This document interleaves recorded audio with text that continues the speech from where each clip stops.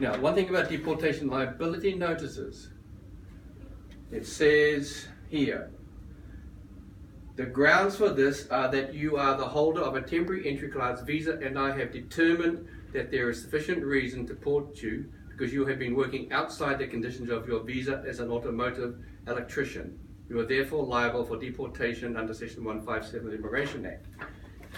Now, Mr. Williams, and it's signed here Kurt Williams, he can only fill that in if he has evidence of Mr.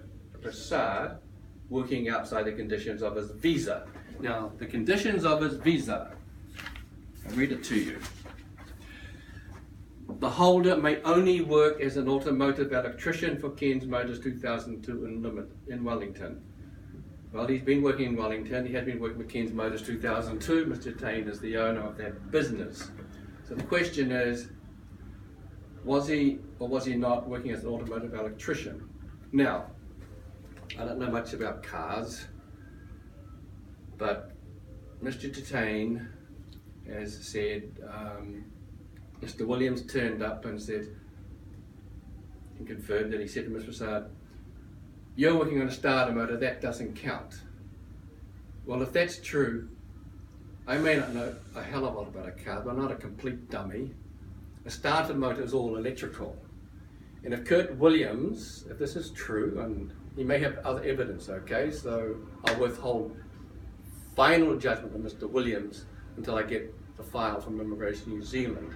But if Mr. Williams is basing the deportation liability notice on the fact that he believes a starter motor is just a low-level thing because Mr. Williams is so brilliant as an electrician himself, auto electrician himself, that's wrong.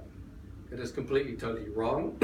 It is certainly not grounds to cancel his visa just because he's helping the boss adjust tyres.